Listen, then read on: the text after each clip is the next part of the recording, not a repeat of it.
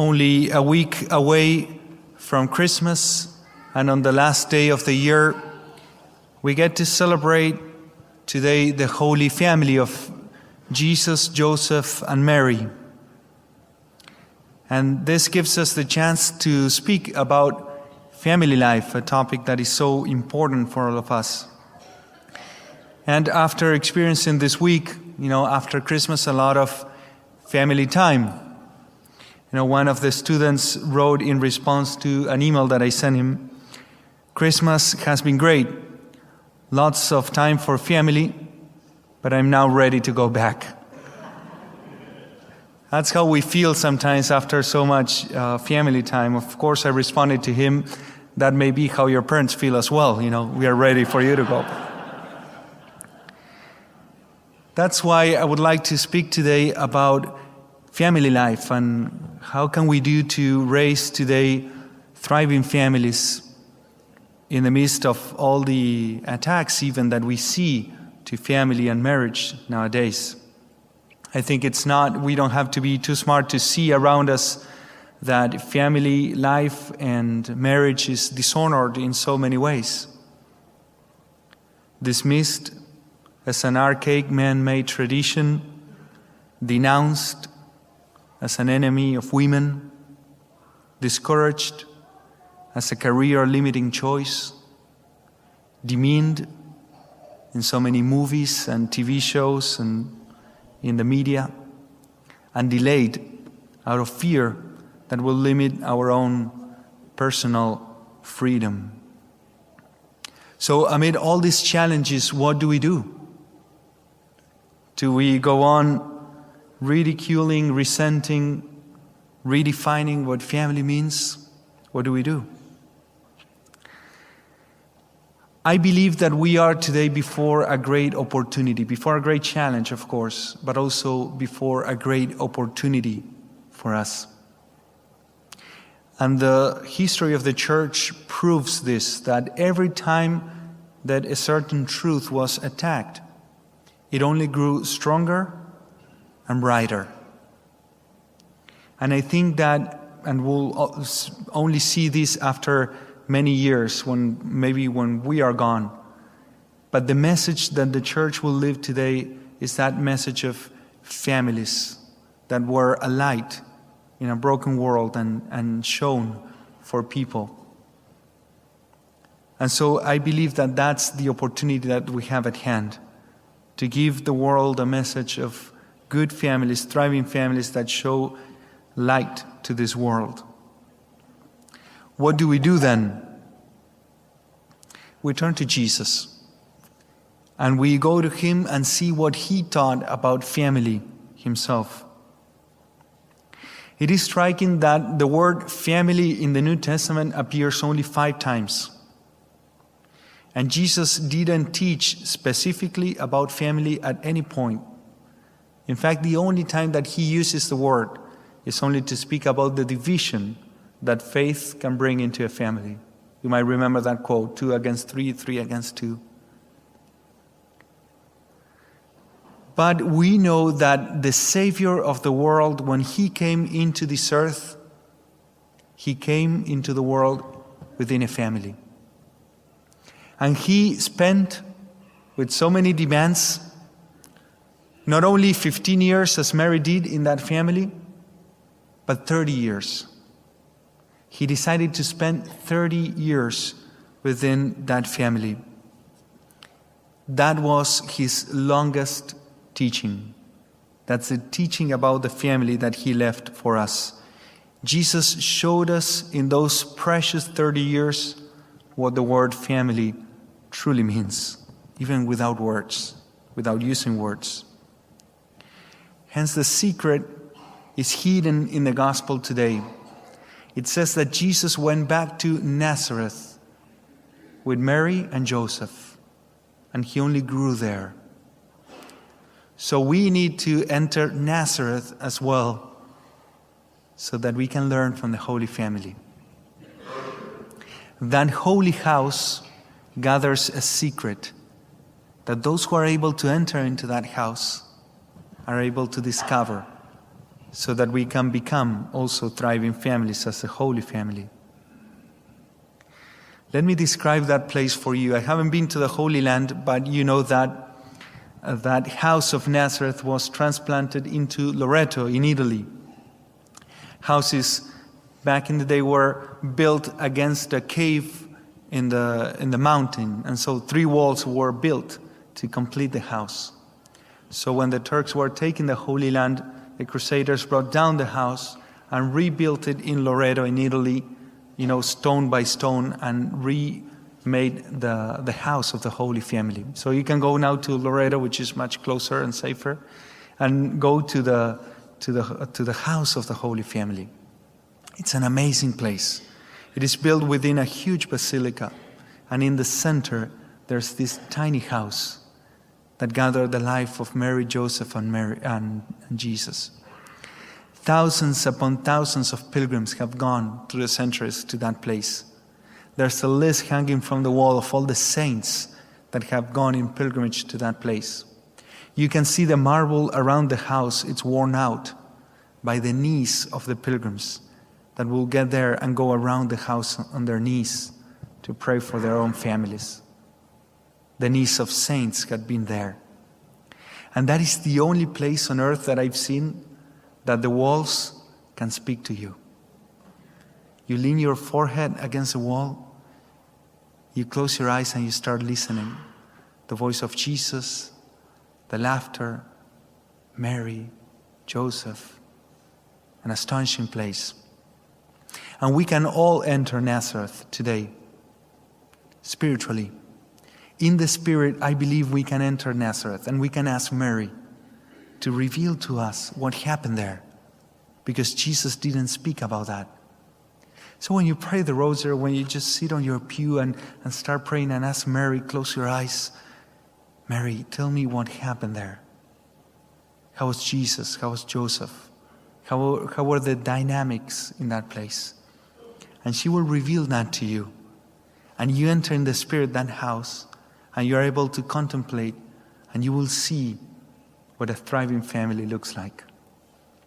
So I'd like to share with you 2 traits that I think that all thriving families portray, especially the Holy Family.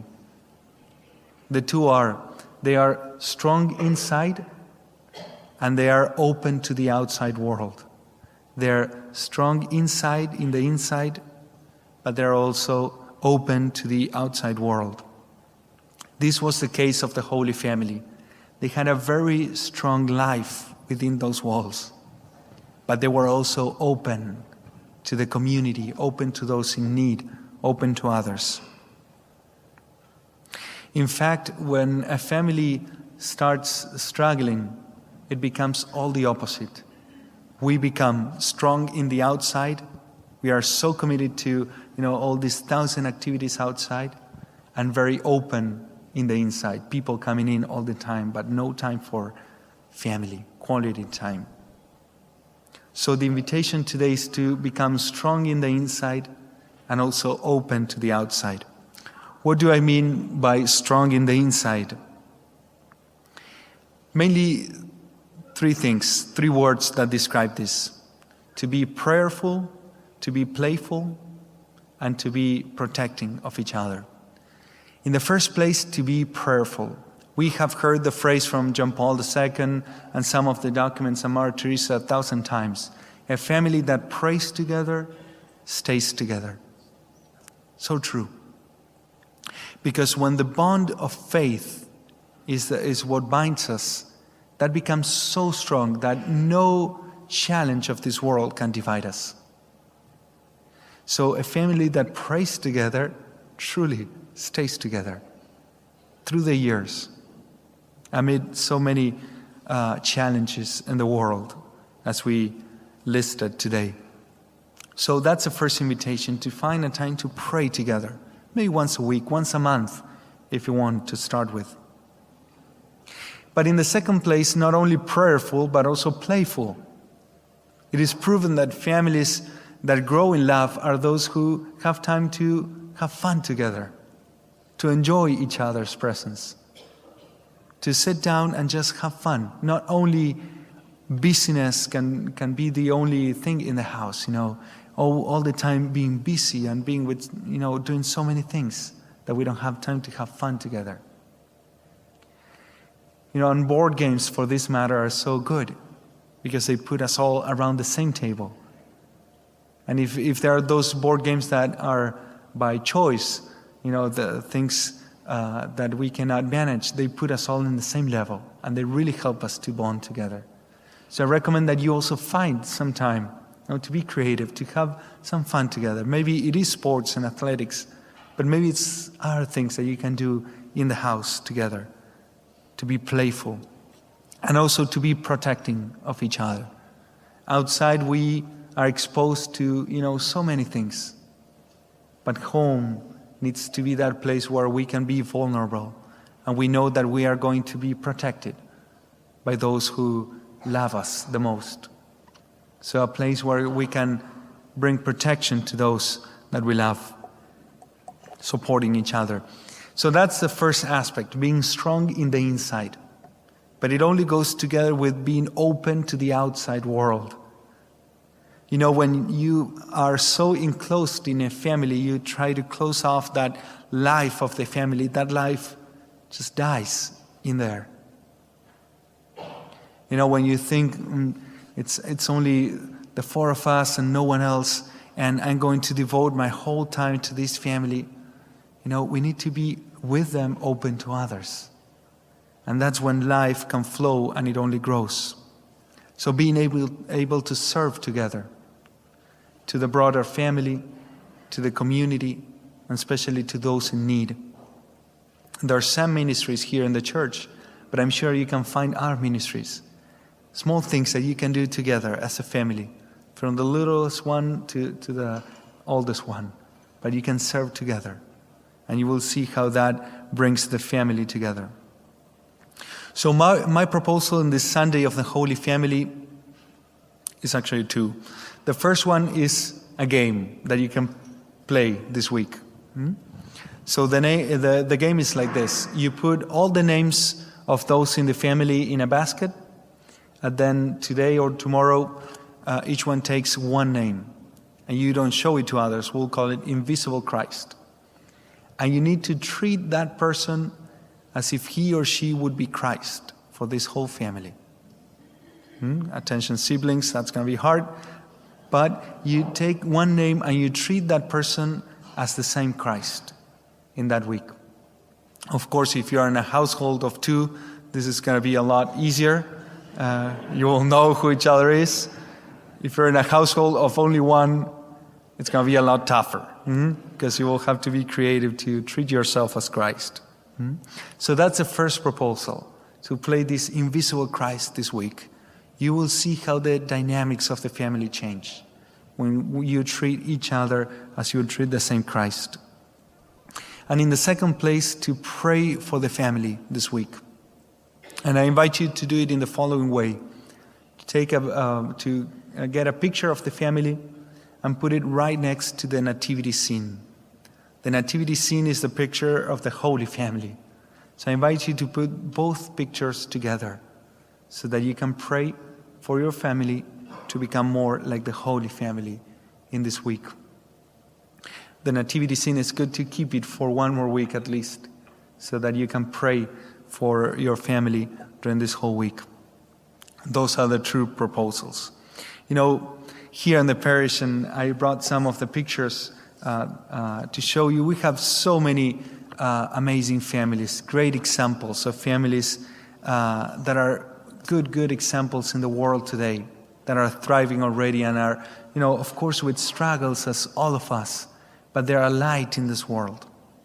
That's a witness that we can give here at St. Mary's. So many families, young and old, that are an example to the world today. However, I invite you in this week to raise our eyes even more to the Holy Family, so that we may see today the ideal family and decide to be more like them. The only difference is that in order to see the Holy Family, you have to close your eyes instead of opening them. so that you can see with the heart. The Holy Family is only seen in the Spirit. And when you enter that home of Nazareth, Mary, Joseph, and Jesus will reveal to you those dynamics so that your family can also become a thriving family.